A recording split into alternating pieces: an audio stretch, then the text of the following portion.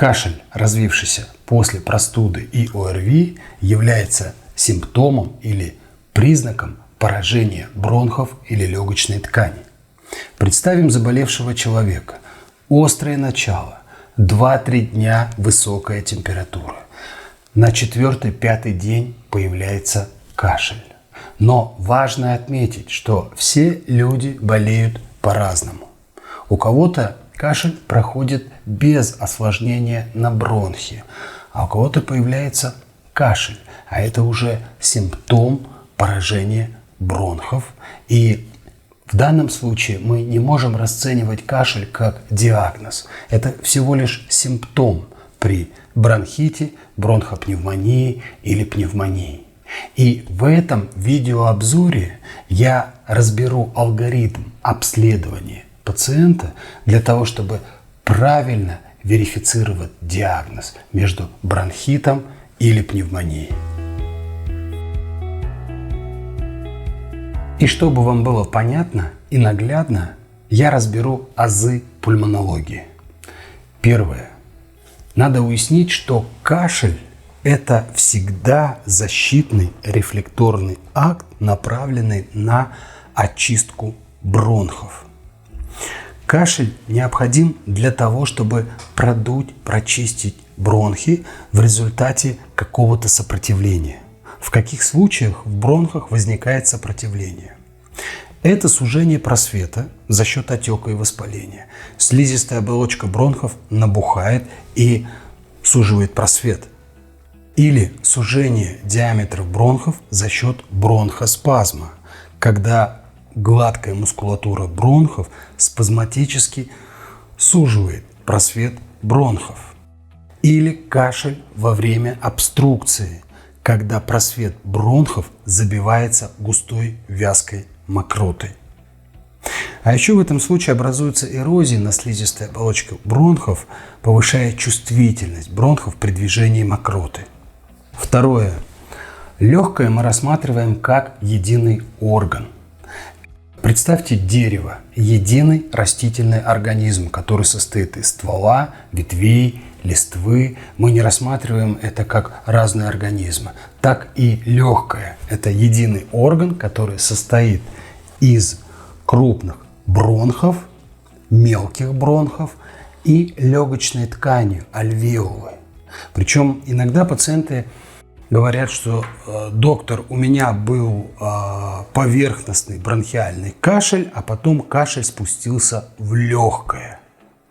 Как будто бы бронхи – это одна коробочка, из которой болезнь спустилась в нижнюю коробочку, в легкое. На самом деле легкое – это орган. И бронхи, они пронизывают всю поверхность легких. Если вы видите на разрезе, только бронхи могут отличаться по размеру. Бронхи разного порядка. Крупные, средние, мелкие. То есть бронхиолы. И в зависимости от расположения, чем выше, тем крупнее, тем ниже, тем мельче бронхи пронизывают всю легочную ткань. Поэтому нет такого понятия, что кашель спустился в легкие. Кашель, он идет из легких, а точнее из трубочек, называемые бронхами. Это важно понимать, потому что в дальнейшем будем разбирать причины заболеваний, таких как бронхит или пневмония. Третье важное обстоятельство нужно проговорить.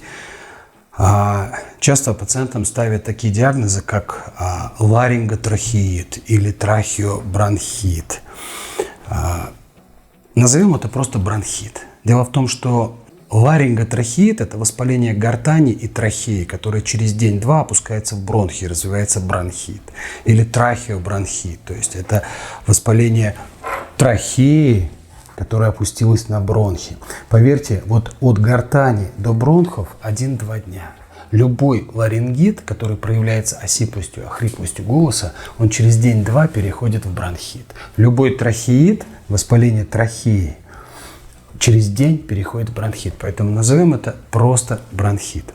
И четвертое, очень важное обстоятельство, о котором я бы хотел повнимательнее проговорить, о том, что кашель не бывает из-за першения в горле. Очень часто пациенты говорят, что я кашляю, потому что першит в горле. И такие пациенты не догадываются, что кашель идет по причине воспаления в бронхах. Это важное обстоятельство, которое нужно понимать, потому что недодиагностика ведет к отсутствию лечения. Ведь у меня горло першит, я кашляю из-за першения в горле. А значит, я буду полоскать горло, горло перестанет першить и кашель пройдет. Вот задайтесь таким вопросом. Зачем горлу нужен кашель? Если горло воспалилось, если горло першит, каким образом кашель поможет горлу своим напором воздуха? Ведь когда вы кашляете, вы еще больше раздражаете слизистую горла. Горло еще больше болит. А вы знаете, что кашель – это защитный рефлекс, направленный на то, чтобы очистить бронхи, которые сузились в результате отека, воспаления, закупорки просвета бронхов мокротой. То есть это акт, необходимый для того, чтобы прочистить воздухоносные трубочки и дать возможность кислороду попадать в альвеолы и оксигенировать в альвеолах кровь, чтобы кислород попадал в кровь. Так вот, в головном мозге есть кашлевой центр, который заставляет вас покашлять через ощущение першения в горле. Вы должны понимать, что если в горле есть першение и вы не кашляете, да, это может быть признаком фарингита, хронического танзелита.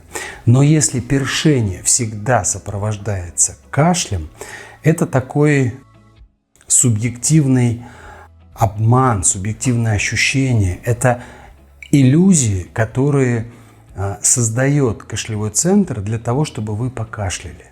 Все дело еще в том, что в самой легочной ткани и в бронхах нет чувствительных рецепторов. Поэтому эти ткани, они не чувствуют воспаления. Легкие не болят. Ну, если это не ребра, не межреберные мышцы, не межреберные нервы, которые повреждаются при травме или при каких-то физических упражнениях, когда человек потянул эти мышцы. Или если это не плевра. Плевра – это оболочка легких, которая защищает легкое от трения о ребра. Так вот, воспалительный процесс, иногда это бывает всегда при пневмонии, когда легочная ткань воспаляется, и это воспаление находится слишком близко к наружу, к периферии, и оно распространяется на оболочку легкого, на плевру. Плевра, да, она имеет болевые рецепторы, она может болеть. Но часто иногда люди говорят, особенно те, кто много кашляют, что у них болят легкие. Болят не легкие, болят мышцы, болят межреберные нервы, потому что кашель – это всегда физическое действие, направленное на сокращение грудной клетки для того, чтобы выдуть воздух. И вот эти резкие, частые толчки, они просто приводят к миозиту, воспалению межреберных мышц. Так вот, для того, чтобы покашлять, кашлевой центр создает ощущение першения в горле. Это место мы назовем тусогенной зоной. И еще попутно я замечу, что в горле нет кашлевых рецепторов. Кашлевые рецепторы находятся всегда ниже гортани. Я возьму крупнее макет и покажу здесь, что все, что ниже надгортанника, голосовой щели, подгортанного пространства, и далее трахея, и далее бронхи, там есть кашлевые рецепторы. Но эти рецепторы не дают чувствительной иннервации, они дают ощущение воспаления, как вот, допустим, травмировали палец, палец болит. Бронхи болеть не будут. Бронхи через кашлевой центр заставят вас покашлять. А почему кашлевой центр создает кашлевой толчок? Кашлевой центр регистрирует количество кислорода, находящегося в крови. То есть, так называемую сатурацию. Если кислорода стало меньше, значит в бронхах есть какая-то закупорка. Либо за счет отека, либо за счет спазма, либо за счет мокроты. То есть меньше воздуха попадает в альвеолы и меньше кислорода из альвеол попадает в кровь. Поэтому кашлевой центр дает команду продуть трубочки. продуть бронхи и развивает этот кашлевой рефлекс. Ну, к примеру, вспомните, когда в ковидные времена мы мерили пульсоксиметром сатурацию кислорода по пальцу. Вот так же кашлевой центр. Он измеряет сатурацию кислорода, то есть количество кислорода в крови. В начале, в качестве компенсации, кашлевой центр повышает частоту дыхательных движений. То есть дыхание учащается. В норме дыхание 16 раз в минуту. Если дыхание 18-22, это уже отдышка. Не путайте с удушьем. Удушье – это препятствие вдоху-выдоху. Это как раз возникает во время бронхоспазма, во время обструкции, когда человек не может вдохнуть-выдохнуть. Но когда просветы бронхов достаточно широкие для того, чтобы провентилировать альвеолы, кашлевой центр всего лишь просто усилит глубину вдоха-выдоха и частоту вдоха-выдоха. То есть появляется глубокое частое дыхание или частое поверхностное дыхание, но частота усиливается, значит, действительно просветы стали еще уже, и это все приводит постепенно к обструкции и удушью. Но если этого недостаточно, развивается кашлевой рефлекс для того, чтобы прочистить закрытые, зажатые бронхи. То есть, таким образом, я все это подвожу к тому, что не питайте себя иллюзиями. Если першит в горле, а после этого появляется кашель, значит, проблема находится в бронхах. К сожалению, к моему большому сожалению, это транслируют даже врачи. Я понимаю, что обычные люди не обязаны знать анатомию, физиологию легких. И вы можете ошибаться. Тем более, когда легкое не болит, а горло першит, а после того, как горло запершило, я покашлял. Но когда это транслируют врачи, к сожалению, это вводит и вас, и их в заблуждение. И проблема заключается в том, что страдает лечение. Такого пациента не отправляют на дальнейшую диагностику, где может быть пневмония. Да, но некоторые пациенты иногда возражают: доктор, а у меня действительно был насморк, у меня стекали сопли по задней стенке глотки, у меня заболело горло, и только потом, через 3-4 дня, я начал кашлять. То есть есть и еще одно заблуждение, что сопли попадают в бронхи, которые через 3-4 дня там накопились, и человек их начинает откашливать. Это еще одно грубое заблуждение. Я постараюсь вам сейчас объяснить. Вот на этом макете здесь четко показано, что у нас в горле, точнее в гортаноглотке, есть две трубочки. Это пищевод и гортань, которая открывается в трахею. Так вот, все сопли, которые из носоглотки стекают, они стекают строго в пищевод. Они проглатываются. Ничего в трахею, в гортань, кроме воздуха, попасть не может, за исключением тех случаев, когда человек поперхнулся. Но это редкие случаи, мы их разбирать не можем. Или когда человек подавился, и инородное тело гортани. Ну, или когда человек утонул, он сделал вдох в воде. Но мы эти случаи не будем разбирать. В обычном режиме, когда человек болеет, кашляет, неважно, кроме воздуха, в трахею ничего попасть не может. И за этим следят два элемента в нашей гортани. Это надгортаник и голосовая щель, голосовые связки.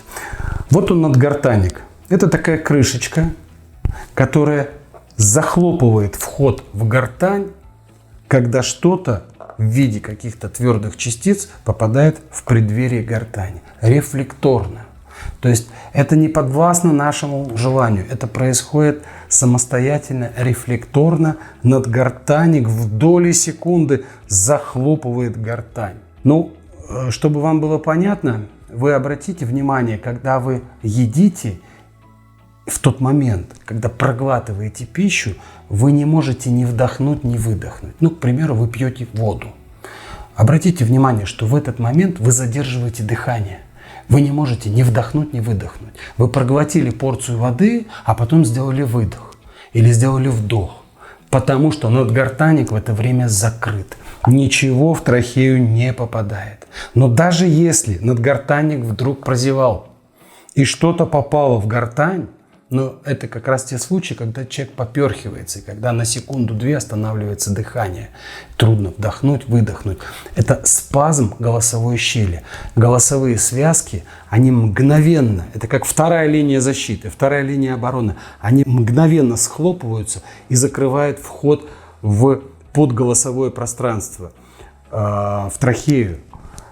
То есть надгортанник и голосовая щель препятствуют прониканию капель, частичек, ну и твердых каких-то крупных частиц в трахею, жидкости, соплей и прочее. Поэтому вот эти все мифы о том, что сопли стекают туда, вот доктор, мне прям такие рассказывают сказки. Доктор, вот у меня был насморк, там 3-4 дня горло болело, у меня сопли, глотал, я наглотался соплей, то есть не в живот, не в желудок попало, а туда, в легкие, и теперь я выкашливаю все то, что глотал. Это все сказки. Ничего вы не выкашливаете из того, что проглотили, потому что проглотили все в пищевод, желудок, и все это ушло в кишечник. Вы откашливаете мокроту, которая образовалась самостоятельно в бронхах, потому что мокрота – это патологическая слизь или гной, который образуется в результате воспаления. То есть это продукт бактериального воспаления. А как же быть с болью в горле? Как вот это объяснить? Потому что вначале действительно развивается насморк, появляется боль в горле, а потом уже только через 4, 5, 7 дней появляется кашель. Действительно. Как развивается болезнь? Вот мы подошли к этому. Любой вирус или бактерия в бронхи попадает через верхние дыхательные пути. Действительно, так устроены верхние дыхательные пути. Слизистая носа, она не только согревает и увлажняет воздух, она его еще и очищает. И там есть реснички. И действительно инфекция, которая летит с воздухом, вначале она попадает в нос, в носоглотку, и вначале здесь развивается воспалительный процесс или в горле. И только потом, через несколько дней, с потоком воздуха эта инфекция ингаляционно воздушным путем проникает в бронхи и обсеменяет слизистую оболочку бронхов. Либо гематогенным путем, через кровь, либо через лимфу из верхних этажей, из носа, носоглотки, из зева, инфекция проникает в бронхи. Слизистая бронхов воспаляется, образуется мокрота, и теперь человеку нужно прокашлять. То есть везде есть логическая временная цепочка. Вначале заболел нос, инфекция распространилась. Не слизь туда пролетела в бронхи, а инфекция воздушным путем по воздуху через кровь и через лимфу попадает в бронхи, развивая воспалительный процесс. Что происходит дальше? Слизистая оболочка набухает, образуется патологическая слизь, мокрота. Та инфекция, которая находится в просвете бронхов, она провоцирует дальнейшее воспаление, образуется гной. Это стадии воспаления. Сначала серозная жидкость, потом гнойная жидкость. Появляется гнойная мокрота, гнойный бронхит. Важное обстоятельство, что слизистые оболочки, здоровые слизистые оболочки, являются очень мощным барьером против вирусов и бактерий. Поэтому не всегда человек заболевает, когда контактирует с вирус-бактериальной инфекцией. Все зависит от общего иммунитета. И порой эта инфекция может уже находиться на слизистых оболочках, но слизистые держат удар. Ведь у нас очень хороший местный иммунитет, который защищает слизистые оболочки. Поэтому, когда мы, попутно скажу, пролечиваем пациентов и восстанавливаем им просветы носа, бронхов, очищаем от слизи, мокроты или соплей, обязательным этапом я проговариваю, что мы еще и восстанавливаем слизистые оболочки, чтобы защитить, закрыть, создать барьер для того, чтобы новая инфекция не попала. Так вот, эта инфекция сидит на здоровых слизистых оболочках, но вдруг что-то пошло не так, произошло переохлаждение. Либо снижается иммунитет, либо какие-то стрессовые эмоциональные перегрузки, нарушение питания, иммунная система просела, вирус активировался, и он прошел через слизистые оболочки. Либо острая вирусная инфекция, она как бронебойный снаряд пробивает слизистую оболочку, а микробы, которые находились на этой слизистой, они в эти поврежденные слизистые проникают и развивают уже бактериальные осложнения. Поэтому часто после ОРВИ, после вирусных инфекций, развивается на 5-й, 7-й, 10-й день бактериальные осложнения. Об этом поговорим чуть позже, когда будем разбирать алгоритм обследования, для того, чтобы правильно выбирать эти атропные лечения. Какие осложнения подстерегают таких людей, у которых развился кашель после ОРВИ или на фоне ОРВИ? В результате такого воспалительного процесса всегда развивается бронхит. Это воспаление слизистой бронхов. Мокрота, которая находится в просвете бронхов, если не эвакуируется, она забивает просветы бронхов, и та инфекция, которая скапливается, она не может нормально дренироваться, выходить. Она спускается в нижние отделы, в бронхиолы, попадает в легочную ткань, обсеменяя уже ткань легкого, и таким образом развивается пневмония или бронхопневмония. Слово бронхопневмония многие пульмонологи, терапевты, рентгенологи не ставят, и зря, потому что этот диагноз действительно имеет место быть, особенно в тех случаях, когда пациенту ставят бронхит, а по сути это уже пневмония. Что из себя представляет бронхопневмония, которую, кстати, на рентгене практически не видно, ее можно расценить как бронхит, только на КТ. Это бронхит, перешедший пневмонию через не по воздухоносным путям в альвеолы, а насквозь через стенку бронхов. Если мы представим трубочку, бронх, воспалительный процесс внутри какое-то время активировался, он прошел через всю толщу стенки насквозь и реактивно вовлек в воспаление легочную ткань вокруг бронха. И вокруг бронха, как чехол, легочная ткань находится в воспалительном состоянии. Это бронхопневмония. По тяжести эта болезнь, уже раз заговорили, договорю, она протекает как бронхит, без каких-либо явных признаков болезни. И в этом все ее коварство, потому что ее не расценивают как пневмония, не лечат как пневмония, а в дальнейшем вот эта легочная ткань вокруг бронхов начинает уплотняться, рубцеваться, сдавливая бронх, рефлекторно вызывая бронхоспазм и приводит к развитию бронхиальной астмы. Итак, продолжаем дальше. Какой алгоритм обследования выбрать вам для того, чтобы определиться с диагнозом? Почему я вам даю эти советы? Только с одной целью, для того, чтобы вы могли более детально разбираться, что с вами происходит. Существует реальная проблема, когда кашель расценивают как сопли, першение в горле, и это расценивают как обычные люди, так и врачи, запуская диагностику, запуская своевременную диагностику пневмонии. Какой алгоритм нужно использовать? Первое. Кстати, очень простой, с чего вам нужно начать, это сдать общий анализ крови и С-реактивный белок. Этот анализ вы можете сдать в ближайшей лаборатории около вашего дома, и он будет готов уже на следующий день или к вечеру этого дня. По этому анализу любой врач легко определит, какого характера воспалительный процесс – вирусный, бактериальный или смешанный. Это важно для определения этиотропного лечения. Не всегда, к сожалению, в первый-второй день болезни анализ может что-то показать. Но со второго-третьего дня уже можно достоверно определить характер болезни и источник.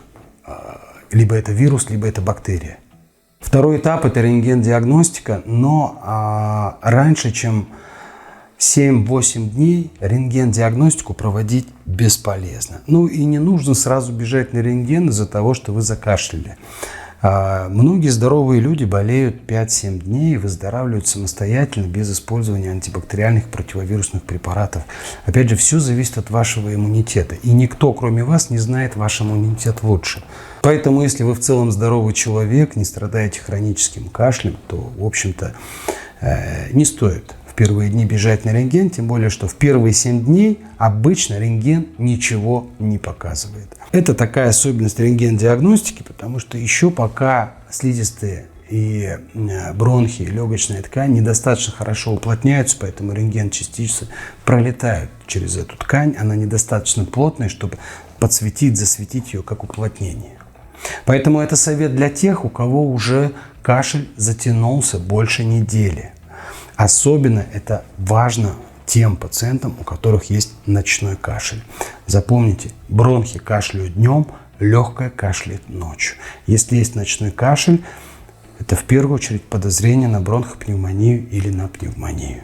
Но если все так плохо и в анализах признаки вирусного бактериального воспаления и кашель сильный, с мокротой, гнойный, приступообразный кашель или ночной, то лучше сделать не обычный рентген грудной клетки, а уже делать КТ. По уровню облучения КТ больше облучает человека, но информативность гораздо выше. Поэтому в случае с легкими все-таки лучше стоит сделать КТ, тем более та доза рентген-облучения, которую вы получаете, она настолько мизерная, что вы от самого рентгена не получите большого обучения, особенно в тех случаях, если у вас не было предыдущих рентгеновских исследований.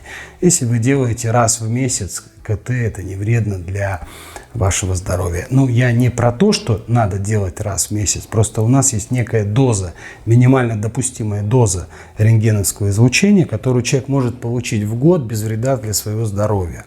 И если мы эту дозу разделим на то облучение, которое вы получаете на обычном рентгеновском снимке, то, поверьте, обычный рентгеновский снимок вы можете делать каждый день по 3-4 раза. А КТ вы можете делать смело раз в неделю. Естественно, никто этого делать не будет. Я это проговариваю лишь только для того, чтобы вы не боялись рентген-диагностики. И еще один интересный факт. Когда вы летите на пассажирском самолете, там в небе, испытываете космическую радиацию, которая в дозе одного снимка получаете за 15 минут. То есть за час 4 снимка. Сейчас самолеты меньше 4 часов не летят. 16 снимков туда, 16 снимков обратно, 32 снимка. Вот вам компьютерная томограмма. И люди летают по несколько раз в год, и никто не боится и даже не задумывается об этом. И правильно делает, потому что это не вредно. Просто вы это должны понимать, что рентген-диагностика, она не опасна. А вот помочь врачу поставить правильный диагноз, это в ваших интересах, чтобы не запустить болезнь. С диагностикой мы завершили. А теперь как помочь себе на раннем доврачебном этапе? Две цели преследуем. Облегчить самочувствие и минимизировать возможные осложнения. Начнем с температуры. Температуру желательно до 39 не сбивать, если мы не говорим о детях и пожилых людях или о людях, страдающих сердечно-сосудистыми заболеваниями. Если мы говорим про детей, то высокие температуры увеличивают риск обезвоживания. Поэтому дети могут терпеть температуру до 38, не больше. Далее надо снижать. Также скажу о пожилых людях. Высокая температура дает осложнение на сердце. То есть сердце выгорает, есть риск остановки сердца, поэтому не мучьте себя. Полно таких героических, в кавычках, случаев, когда люди терпели температуры и просто умирали от того, что не выдерживало сердце. Это относится еще и к тем людям, у которых и так есть сердечные заболевания. Поэтому до 38, пожалуйста, выше таким людям экспериментировать нельзя. Что делает повышенная температура? Во-первых, это очень сильная стимуляция синтеза эндогенного внутреннего интерферона, который будет бороться с вирусом. А при такой температуре очевидно, что это вирусная инфекция. Во-вторых, при такой температуре вирусы и бактерии замедляют свое размножение. Но опять же, смотрите по своему самочувствию. Есть люди, которые просто тяжело переносят высокую температуру. Поэтому такой героизм, он относителен, и вы смотрите на свои возможности, силы. Если вы можете переносить температуру, переносите, если у вас нет сопутствующих заболеваний и если это не ребенок. Если вы чувствуете очень сильный дискомфорт, тогда используйте нестероидные противовоспалительные препараты, которые будут снижать температуру. За исключением аллергиков и астматиков, которым эти препараты противопоказаны. Есть случаи, когда температура не сбивается. 39, 40, даже этими препаратами. Тогда нужно обязательно вызывать скорую, которая при помощи внутримышечных инъекций, специальных препаратов, обычно это 3 препарата, где используют нестероидный противовоспалительный в комбинации с антигистаминной, в комбинации со спазмолитиком, такая тройчатка, достаточно хорошо снижает температуру. Кстати, маленьких деток можно растирать слабым раствором уксусной воды. Очень хорошо помогает охлаждать организм. Но в любом случае с маленькими детьми температура всегда грозит высокой опасностью обезвоживания, поэтому таким деткам нужно обязательно вызывать врача и проводить регидрационную терапию. Но обильное питье никто не отменял, а если это еще и будет жидкость с электролитами, которая только будет улучшать самочувствие пациента. И если все-таки уже появился кашель, то все усилия должны направлены на улучшение дренажной функции бронхов при помощи лекарственных препаратов, при помощи разжижающих препаратов, муколитиков, бронхолитиков. Но эти препараты должен вам назначить врач с учетом особенностей вашего заболевания.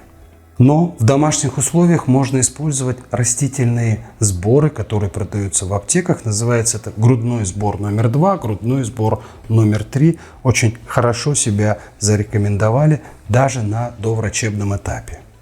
Ну и, кстати, попутно, раз мы заговорили о доврачебном этапе медицинской помощи, пока еще дело не дошло до бронхитов, не дай бог пневмонии и так далее, я бы хотел посоветовать вам использовать лечебные эфирные масла. Причем этот совет основан на моем личном использовании в своей семье. Мы последние 2 года активно пользуемся лечебными эфирными маслами, которые помогают на ранних этапах болезни облегчать самочувствие и оказывать даже легкий терапевтический эффект без лекарств. И еще важная особенность этих масел заключается в том, что они являются даже больше профилактическими. Особенно в период сезонных заболеваний эти масла помогают избегать многих простудных заболеваний. Честно признаюсь, когда я отправляюсь в путешествие, в отпуск, я всегда с собой беру набор из 4 лечебных эфирных масел, которые помогают сберечь кишечник в случае отравлений. Самолеты. Самолеты – это самое заразное место на Земле, к сожалению. Но когда мы летим в этой трубе, когда 250 человек, обязательно, 10 будут больными. Они будут чихать, кашлять и все это вот.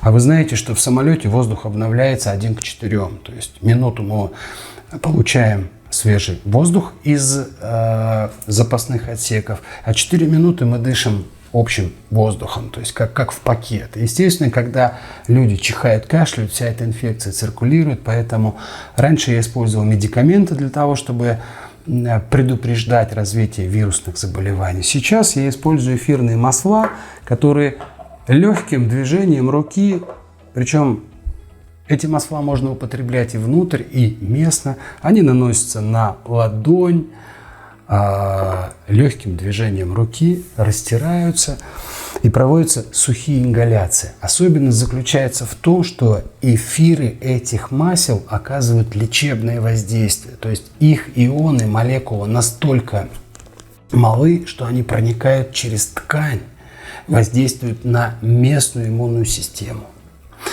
Если вам интересна тема использования лечебных эфирных масел, на базе нашей клиники проводятся бесплатные аромаклассы о профилактике здоровья терапевтическими маслами. Эти аромаклассы ведет специалист, психосоматолог и ароматерапевт в комплексе. Ну а мы продолжаем дальше.